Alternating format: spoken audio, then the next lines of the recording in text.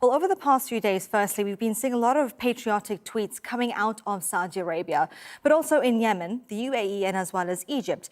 Most accounts are posted in Arabic, sharing the hashtag, which is translated now to Message of Love for Mohammed bin Salman, and encouraging others to also unfollow enemies of the nation. The hashtag started trending on Tuesday and has so far been mentioned over 120,000 times. Now, Ben Nimmo, who is a fellow at the Atlantic Council, points out that a lot of the traffic has been coming from one account. This is of Faisal Al-Abdul Karim's tweets. It actually makes up 15% of all posts that he's seen so far. Now, Faisal is a Saudi media personality and tends to promote a lot of the Saudi government's positions.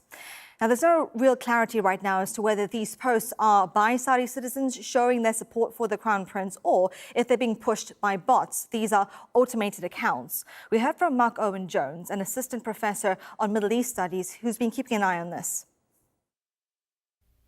Since the disappearance and likely killing of Jamal Khashoggi, we've seen a lot of suspicious Twitter activity coming out of Saudi Arabia. Much of this activity seems to be hashtags promoted by patriotic bots or highly followed, verified Twitter accounts in Saudi Arabia who are able to start hashtags and have them trend. Now, many of these hashtags are apolitical.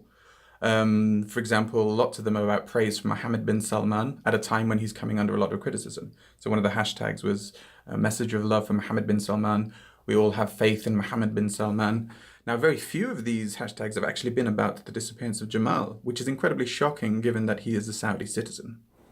Now, Mark has also pointed out that Twitter is taking action. It has suspended the Saudi 24 account, a news channel that he says was responsible for the most prolific use of automated accounts in the Arab Twitter sphere. And that account is no longer available online.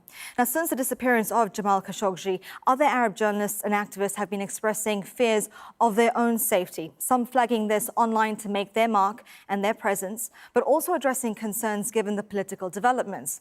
Iyad al-Baghdadi is the president of the Kawab Kibi Foundation think tank in Norway. He says he received death threats and has sought advice from the authorities, adding any one of us could be next.